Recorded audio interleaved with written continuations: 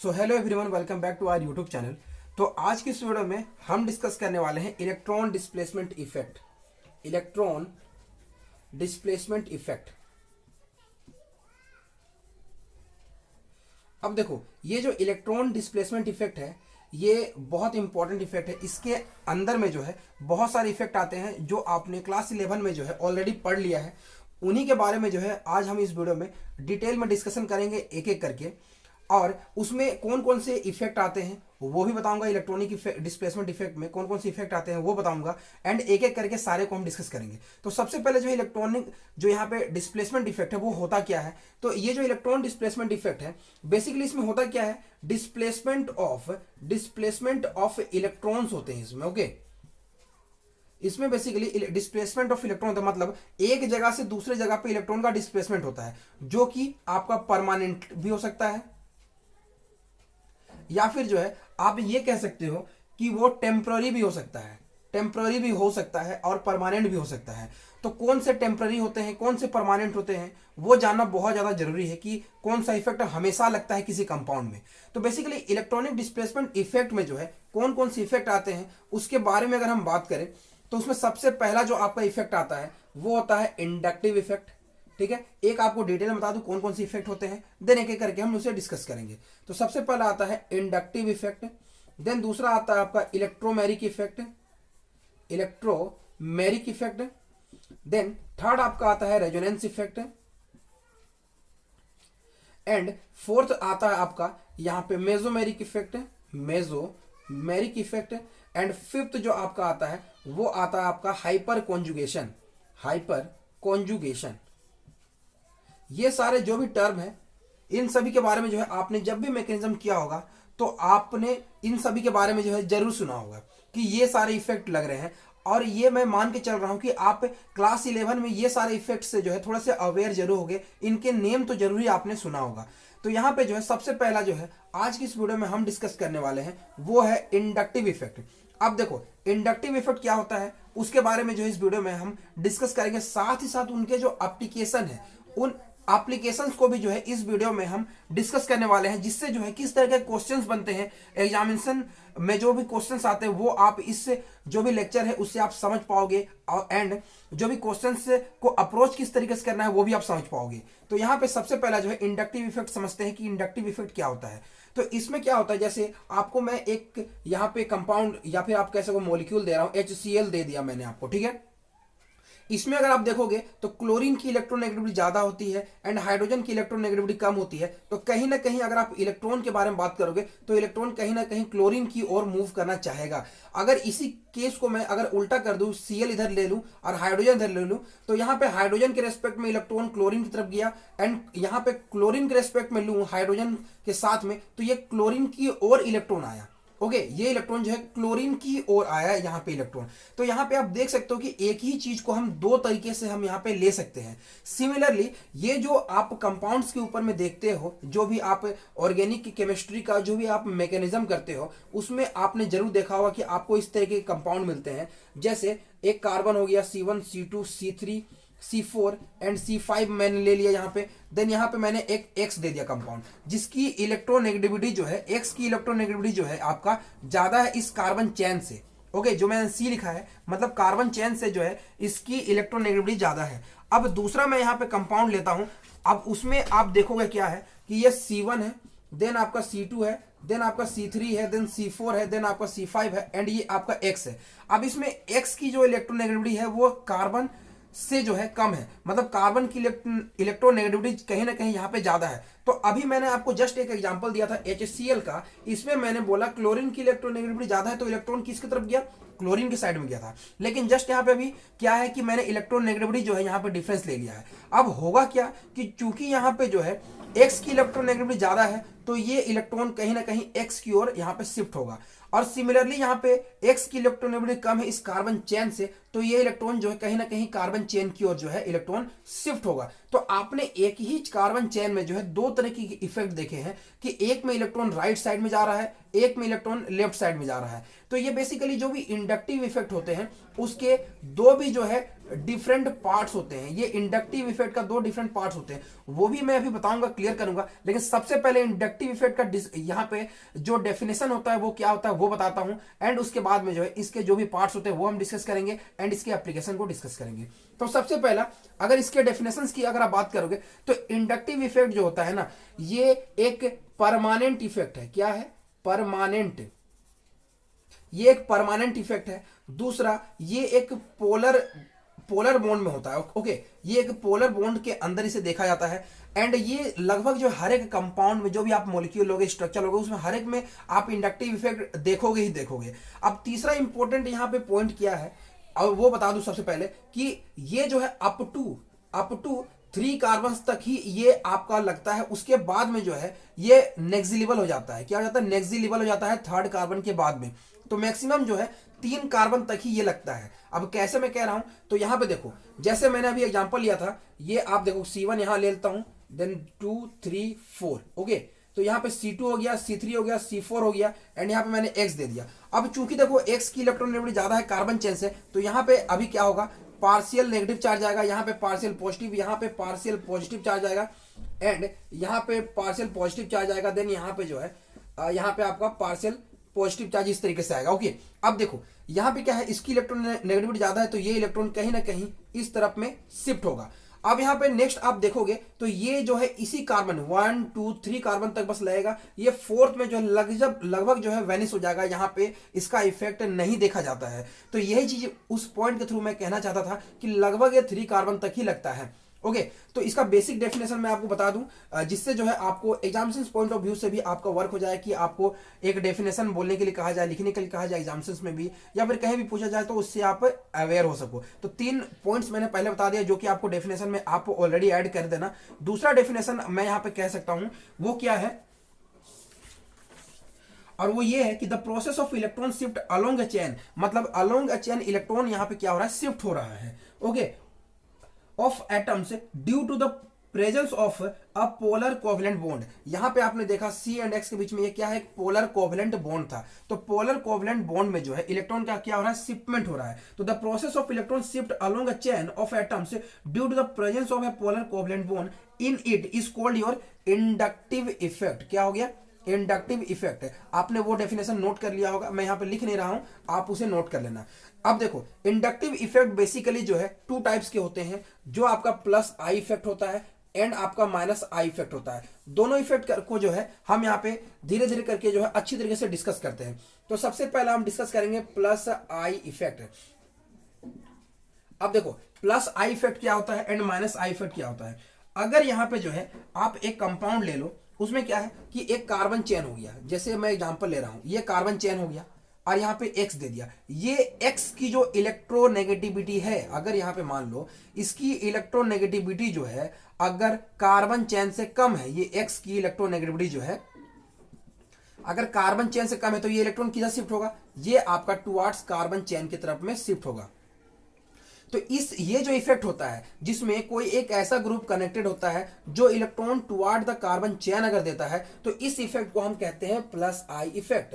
Similarly आप यहां पे देखोगे कि ऐसा कोई ग्रुप कनेक्टेड होगा जिसमें x type of compound connected है और वो इलेक्ट्रॉन अपनी ओर खींच रहा हो, ठीक है, तो उसे माइनस आई इफेक्ट कहेंगे। ये एक मैं आपको दोनों को रिलेट करके बता दिया कि इलेक्ट्रॉन राइट साइड में जा रहा है इस ग्रुप के तरफ में, तो माइनस आई इफेक्ट। अगर उसके तरफ में जा, मतलब वो अपना इलेक्ट्रॉन ग्रुप के तरफ में जा रहा है कार्बन चेन की तरफ में, तो उसे हम कहेंगे प्लस आई इफेक्ट।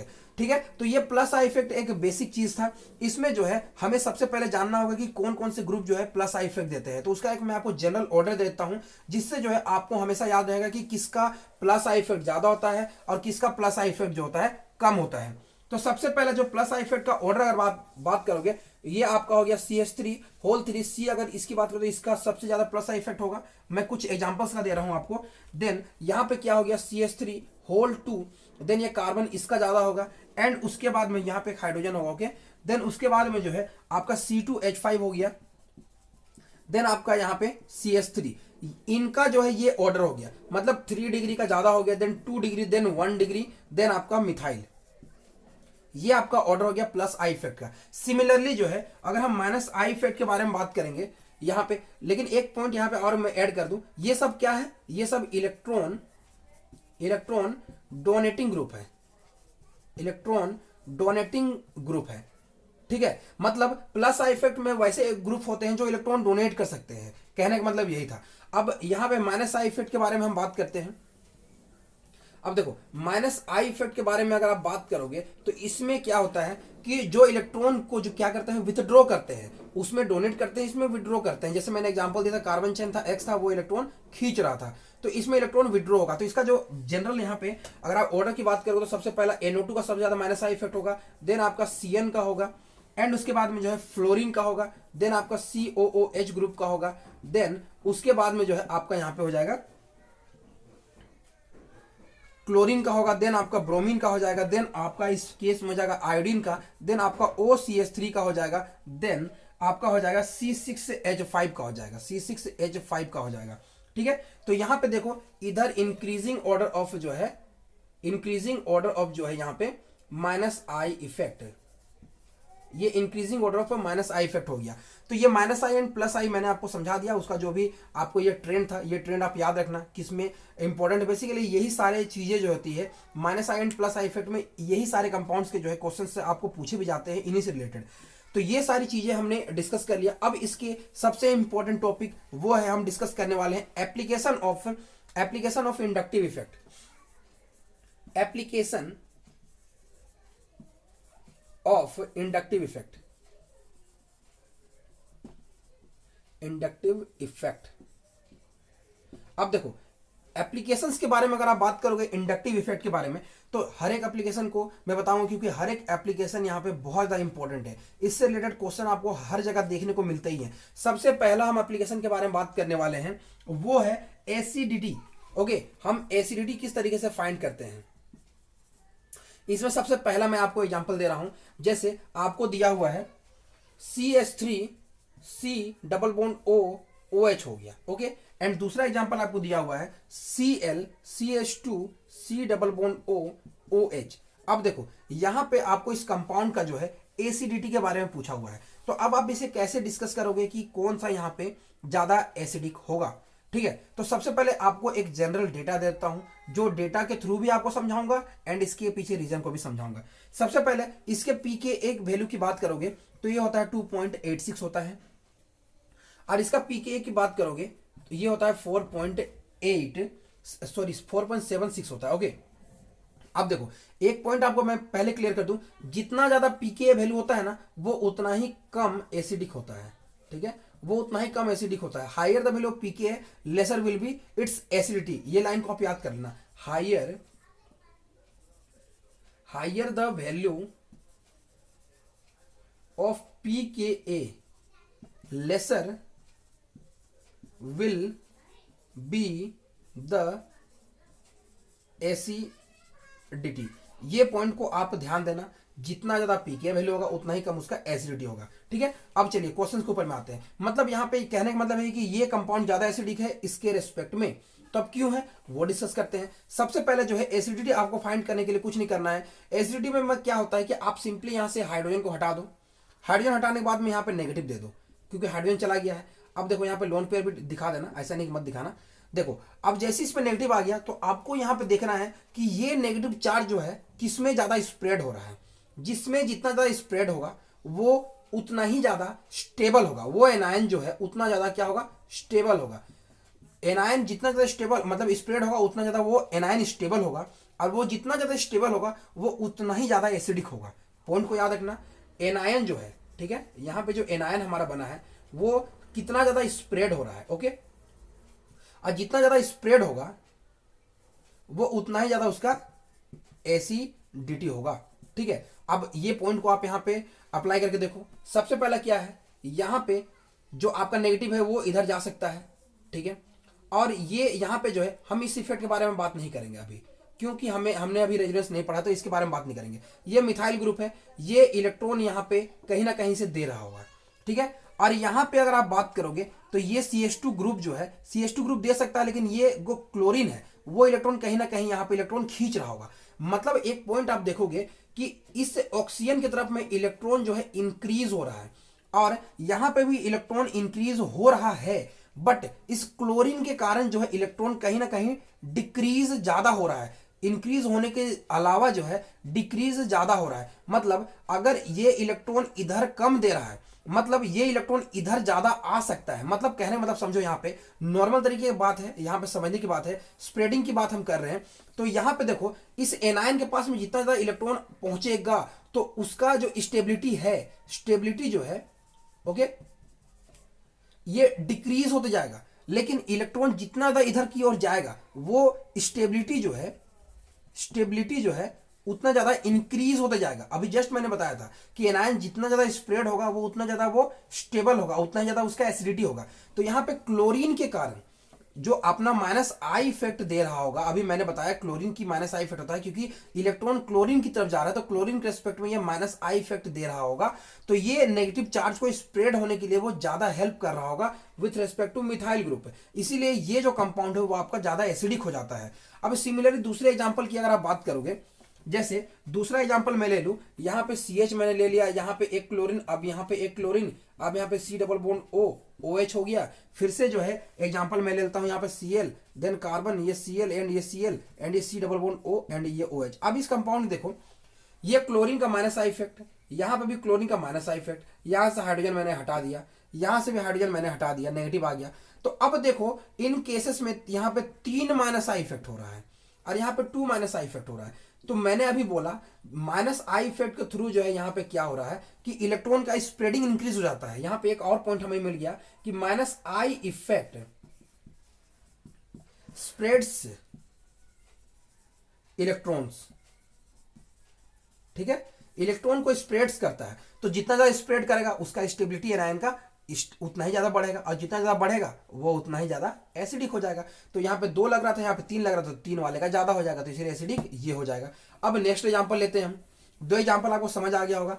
अब नेक्स्ट एग्जांपल हमारा यहाँ पे है, जैसे कि ये आपको 2-3 में समझ आ गया, लेकिन नेक्स्ट एग्जांपल में अगर आप बात करोगे तो वो आपका हो गया CH3 C double bond O, ये OH हो गया, और ये आपका HC double bond O OH। अब देखो इस क्वेश्चन में कहीं हमारा माइनस आई ग्रुप नहीं है यहाँ पे, लेकिन एक प्लस आई ग्रुप हमारा प्रेजेंट है। वो कौन सा है? वो आपको मिथाइल है। तो अब एक चीज बता दूं, जो आपने जैसे माइनस आई इफेक्ट के लिए क्या किया कि स्प्रेड्स करता है, इलेक्ट्रॉन को स्प्रेड्स करता है, लेकिन ये स्प्रेडिंग को रोकता है, ठीक है, स्प्रेडिंग को रोकता है। यहां पे क्रॉस लगा देना, स्प्रेडिंग को नहीं होने देता है। इसका मतलब जो है ये एनायन को जो है वो क्या करेगा? डीस्टेबलाइज करेगा। और जैसे वो डीस्टेबलाइज कर देगा, मतलब कहने का मतलब यहां पे ऐसा नहीं कि कार्बन एंड कार्बन केटायन पढ़ा रहा हूं मैं, यहां पे एनायन में इस एनायन को मान रहा हूं। जो डीस्टेबलाइज होगा उसकी एसिडिटी जो है, उसकी एसिडिटी जो है डिक्रीज हो जाएगी। ओके, उसकी एसिडिटी डिक्रीज हो जाएगी। तो अब यहां पे देखोगे अगर आप पॉइंट को, तो यहां पे मिथाइल ग्रुप जो है क्या कर रहा है, ये प्लस आई इफेक्ट से इलेक्ट्रॉन दे रहा है, यहां पे कोई प्लस आई ग्रुप नहीं है। मतलब ये कहीं ना कहीं यहां पे जो एनायन फॉर्म हो रहा है, इस एनायन को ये क्या करेगा? डीस्टेबलाइज करेगा ये। और जैसे ही इस एनायन को डीस्टेबलाइज करेगा, मतलब यहां पे इसका स्प्रेडिंग को क्या करेगा? स्प्रेडिंग को जो है ये रोक देगा। और जैसे स्प्रेडिंग को रोकेगा तो मतलब उसका एसिडिटी जो है डिक्रीज हो जाएगा। लेकिन उस केस में अगर आप यहां पे देखोगे तो यहां पे कोई सा भी प्लस आई इफेक्ट नहीं है, तो इसके रेस्पेक्ट में ये कम होगा, मतलब ये कम रोकेगा, लेकिन इसके रेस्पेक्ट में ये ज्यादा एसिडिक होगा। ठीक है, अब नेक्स्ट एग्जांपल लेते हैं हम। उसमें क्या है, जैसे आपको यहां पे हमने ले लिया कि CH3, यहां पे CH2 है एंड यहां पे X है। Okay, and C double bond O and OH है। X के जगह में फ्लोरीन है, क्लोरीन है, ब्रोमीन है एंड आयोडीन है। अब इन चारों ग्रुप के बारे में बात करोगे तो यहां पे सबसे ज्यादा माइनस आई इफेक्ट मैंने बताया था फ्लोरीन का होता है। जो माइनस आई इफेक्ट है ये आपका फ्लोरीन का ज्यादा होता है, देन क्लोरीन का, देन ब्रोमीन का, देन आपका आयोडीन का। तो जिसका जितना ज्यादा माइनस आई इफेक्ट होगा वो उतना ही ज्यादा स्प्रेड करेगा। यहाँ पे एनायन बना देंगे अगर हम, तो वो उतना ही ज्यादा स्प्रेड करेगा और वो उतना ही ज्यादा एसिडिक होगा। तो यहाँ पे जो हमने ये ऑर्डर लिखा है यही इसका एसिडिटी का भी जो है, एसिडिटी का ये जो एक्स ग्रुप है ना, यहाँ पे एक्स ग्रुप है, यहाँ पे अगर आप फ्लोरीन दोगे तो वो सबसे ज्यादा एसिडिक होगा, देन क्लोरीन दोगे तो वो एसिडिक होगा, then bromine, then iodine acidic हो जाएगा। तो इसका ऑर्डर भी सेम ही रहने वाला है। ठीक है, अब हम यहाँ पे अपने नेक्स्ट एग्जांपल के बारे में बात करने वाले हैं और ये बहुत इंपॉर्टेंट है। यहाँ पे पोजीशन ऑफ जो आपका यहाँ पे हेलोजन है उसके रेस्पेक्ट में हम बात करेंगे। सबसे पहले अगर हम बात करें जैसे CH3, CH2, CH, यहाँ पे Cl, C double bond O, ये OH, ये A हो गया। अब ये B में हमने क्या किया, CH3, CH, Cl एंड उसके बाद में CH2, C double bond O, OH हो गया एंड C हमने ले लिया यहाँ पे CH2, Cl, CH2, देन आपका CH2, देन आपका C double bond O, OH हो गया। अब इनकी एसिडिटी के बारे में अगर आप बात करोगे तो मैंने अभी आपको बताया था कि ये डिस्टेंस डिपेंडेंट भी होता है। कैसे बोला था कि जो -I इफेक्ट होता है वो 3 कार्बन के बाद में बहुत कम लगता है या 3 तक भी बहुत ही कम लगता है। फर्स्ट पे बहुत ज्यादा लगेगा, सेकंड पे उसके बाद लगेगा, देन थर्ड पे लगेगा, लेकिन सबसे ज्यादा फर्स्ट कार्बन पे लगेगा, देन सेकंड पे, देन थर्ड पे लगेगा एंड उसके बाद लगभग नेग्लिजिबल हो जाता है। तो यहाँ पे भी सेम ही चीज है, सब में हमने क्या कर दिया, यहाँ पे एनायन बना दिया, फिर हमने यहाँ पे एनायन बना दिया, फिर हमने यहाँ पे एनायन बना दिया। अब देखो सबसे ज्यादा स्प्रेडिंग किसमें होगा, जिसमें यहाँ पे -I ग्रुप सबसे क्लोज होगा उसमें सबसे ज्यादा स्प्रेडिंग होगा, मतलब A में सबसे ज्यादा स्प्रेडिंग होगा, देन B में सबसे ज्यादा स्प्रेडिंग होगा, देन आपका C में सबसे ज्यादा स्प्रेडिंग होगा। तो यहाँ पे जिसमें जितना ज्यादा स्प्रेडिंग होगा वो उतना ज्यादा एसिडिक हो जाएगा, इसीलिए A सबसे ज्यादा एसिडिक हो जाएगा, B देन C। तो यही इसका एसिडिटी का ऑर्डर भी हो गया। तो हमने एसिडिटी से रिलेटेड जितने टाइप के भी क्वेश्चन होते हैं वो हमने यहाँ पे डिस्कस कर लिया है। अब जो है हम अपना नेक्स्ट यहां पे डिस्कस करने वाले हैं, ओके, वो है हमारा basic nature. Okay, basic nature के बारे में बात करने वाले हैं। यहाँ एसिडिटी हमने बात कर लिया, अब हम बेसिक नेचर के बारे में बात करने वाले हैं, बेसिक नेचर के बारे में। अब देखो यहां पे क्वेश्चन में दिया हुआ है CH3NH2 एंड दूसरा आपको यहां पे दिया हुआ है अमोनिया NH3।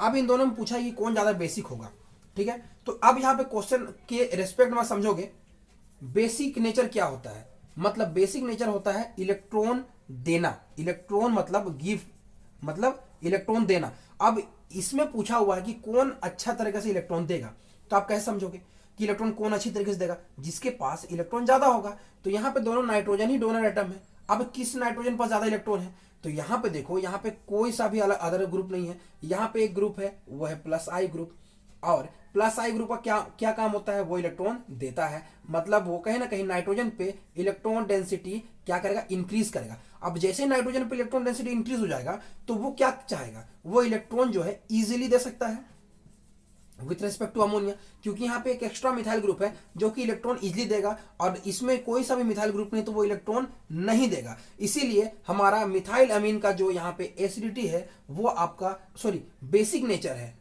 सॉरी यहाँ पे मैंने एसिडिटी बोल दिया, बेसिक नेचर जो है वो इसका ज्यादा होगा विथ रिस्पेक्ट टू दिस, ठीक है। तो ये दूसरा हमारा एप्लीकेशन था। अब हम नेक्स्ट के बारे में बात करते हैं। नेक्स्ट हमारा दिया हुआ है कि रिएक्टिविटी टुवार्ड्स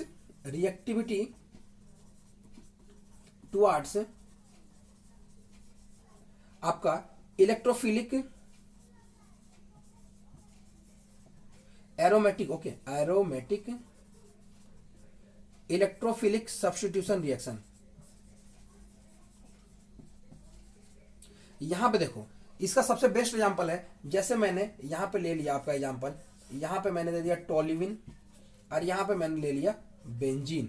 अब इन दोनों में अगर आप किसकी यहां पे इलेक्ट्रोफिलिक सब्स्टिट्यूशन रिएक्शन की एबिलिटी ज्यादा है तो उसके बारे में अगर आप देखो, इलेक्ट्रोफिलिक सब्स्टिट्यूशन रिएक्शन में इस रिंग के अंदर में कोई एक कार्बोकेटायन का जो है अटैक होता है, ठीक है। जब कार्बोकेटायन का अटैक होगा तो कार्बोकेटायन जो है किस पे जाएगा, जिसमें इलेक्ट्रॉन डेंसिटी जो है, इलेक्ट्रॉन डेंसिटी जिसमें ज्यादा होगी। अब इन दोनों में किस में इलेक्ट्रॉन डेंसिटी ज्यादा है, अगर आप नॉर्मल तरीके से देखोगे तो मिथाइल ग्रुप का एक +I इफेक्ट होगा, और इस +I इफेक्ट के कारण जो है कहीं ना कहीं रिंग में जो है, रिंग में इलेक्ट्रॉन डेंसिटी इंक्रीज होगी, इसीलिए हमारा टोल्यूइन जो है ज्यादा इलेक्ट्रोफिलिक सब्स्टिट्यूशन देगा, एरोमेटिक इलेक्ट्रोफिलिक सब्स्टिट्यूशन रिएक्शन देगा with respect to benzene, okay. इसीलिए ये रिएक्शन हमारा पॉसिबल हो पाता है। अब दूसरा हम बात करते हैं, वो हमारा है नाइट्रोबेंजीन। मैं अब इसी की जगह पे ले लेता हूं, यहां पे मैंने ले लिया नाइट्रोबेंजीन ले लिया और एक बेंजीन ले लिया। अब आप यहां पे सोच के बताओ किसका ज्यादा होगा, सोच लिया आपने, अब मैं बताता हूं। देखो नाइट्रो का होता है -I इफेक्ट। अब -I इफेक्ट क्या करता है, इलेक्ट्रॉन जो है अपनी ओर क्या करता है, खींचता है, तो अपनी ओर खींचेगा तो रिंग में इलेक्ट्रॉन क्या हो जाएगा, डिक्रीज हो जाएगा। अब इलेक्ट्रॉन जैसे इसमें डिक्रीज हो गया तो अगर हम यहाँ पे इलेक्ट्रोफाइल दे दो या फिर कोई कार्बोकेटायन दे दो, एग्जांपल के लिए इलेक्ट्रोफाइल कहता हूं या कार्बोकेटायन बोलो, दोनों सेम ही चीजें हैं, ओके, इलेक्ट्रोफाइलिक कह देता हूं। तो अब ये किस में जाएगा, जिसमें इलेक्ट्रॉन डेंसिटी ज्यादा होगा। तो यहाँ पे जो है आपका इलेक्ट्रॉन डेंसिटी कम हो गया due to your minus I effect है, और यहाँ पे कोई सा भी ऐसा ग्रुप नहीं है जो इलेक्ट्रॉन डेंसिटी कम कर सकता है, इसीलिए बेंजीन जो है हमारा ज्यादा यहाँ पे देगा aromatic electrophilic substitution reaction with respect to your nitrobenzene. तो ये सारी चीजें आपको समझ आ गई होगी। अब हम नेक्स्ट बात करते हैं अपना जो भी एप्लीकेशन है उसके बारे में। तो हमारा नेक्स्ट एप्लीकेशन है रिलेटिव स्टेबिलिटी। रिलेटिव स्टेबिलिटी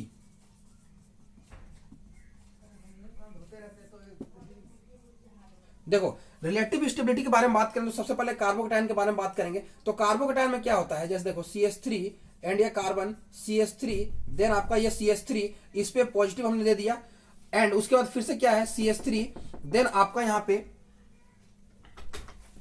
फिर से कार्बन ले लिया, यहाँ पे CH3 हो गया, एंड यहाँ पे ये हाइड्रोजन हो गया, यहाँ पे कार्बोकैटायन हो गया, एंड उसके बाद थर्ड अगर आप बात करोगे इस केस में वो है हमारा CH3, देन ये CH2 और यहाँ पे पॉजिटिव हो गया। इन तीनों ही केसेस में अगर बात करोगे स्टेबिलिटी के बारे में तो देखो यहाँ पे ये मिथाइल ग्रुप का प्लस आई इफेक्ट हो गया, इसका भी प्लस आई इफेक्ट हो गया, इसका भी प्लस आई इफेक्ट हो गया, यहाँ पे 2 प्लस आई इफेक्ट है और यहाँ पे सिर्फ एक प्लस आई इफेक्ट है। तो मैंने बताया था जितना ज्यादा प्लस आई इफेक्ट होगा वो उतना ही ज्यादा कार्बोकैटायन को जो है स्टेबिलिटी प्रोवाइड करता है। तो इस केस में देखो ये 3 डिग्री का ज्यादा होगा, देन 2 डिग्री, देन आपका यहाँ पे इथाइल यानी यहाँ पे 1 डिग्री का जो होगा स्टेबिलिटी ऑर्डर, तो यहाँ पे 3 डिग्री ज्यादा स्टेबल हो गया, देन 2 डिग्री, देन आपका 1 डिग्री हो गया। ठीक है, अब यहाँ पे सिमिलरली अगर हम बात करें अपने नेक्स्ट यहाँ पे एप्लीकेशन के बारे में तो वो है कार्बो एनायन। ठीक है, कार्बो एनायन के बारे में सिंपली अगर आप बात करोगे, कार्बो एनायन